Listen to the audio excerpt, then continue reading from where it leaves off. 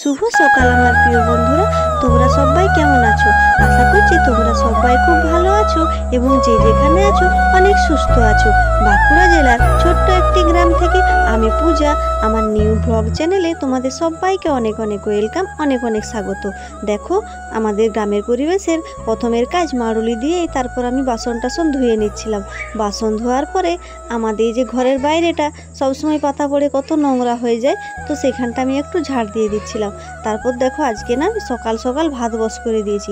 উনুনটা ধরিয়ে হাঁড়িতে জলটা গরম হতে দিয়ে আমি না এই আমাদের বাড়ির রাস্তার ধারটা কত নোংরা হয়ে গেছে, বলতে পারো ঝোড় জঙ্গল হয়ে গেছে। তো দেখো, সেখানে অনেক বর্ষাকালে যেমন হয় আর কি, চারিদিকে ঝোপে ঝাড়ে ভর্তি হয়ে যায়। তো আমাদের এগুলো একটু পরিষ্কার করছি বন্ধুরা। আর আমি এই প্রথম ভিডিও ছাড়ছি বন্ধুরা, তোমরা সবাই পাশে থেকে আমার ভিডিওটা প্রথম থেকে শেষ পর্যন্ত দেখো। আশা করছি আমার ভিডিও তোমাদের খুব ভালো লাগবে। আর দেখো, ও ঝোড় জঙ্গল পরিষ্কার করতে করতে মাছ এসেছিল, তারপরে আমি একটা মাছ কিনে নিয়েছিলাম।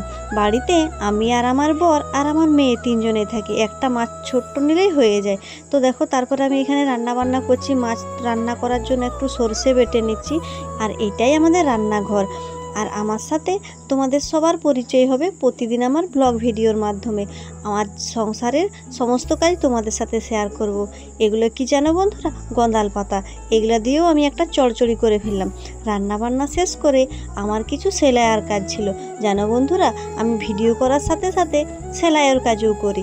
তো এখানে আমার কিছু সেলাই করা ছিল, সেলাই এখন সেলাই করছি আর তোমাদের সাথে কথাগুলো শেয়ার করছি।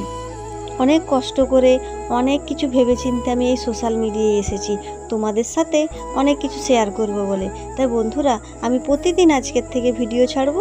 যদি ভালো লাগে আমার পাশে থেকো, আর যারা আমার চ্যানেল নতুন রয়েছে অবশ্যই আমার চ্যানেলটা সাবস্ক্রাইব করে দিবে। আর এই দেখো, ঝোড় জঙ্গলগুলো কত পরিষ্কার হয়ে গেছে। এগুলো পরিষ্কার করে দেওয়ার পর কোদালে করে না আমি মাটিগুলো কুড়ে দিচ্ছি। তারপর ভাবছি কিছু গাছ পুঁতে দেবো। তো দেখা যাক পরে কি হয়, সবটুকু তোমাদের সাথে শেয়ার করব। সবাই ভালো থেকো, সুস্থ থেকো, আর এই ছোট্ট বোনের পাশে থেকো। টাটা গো।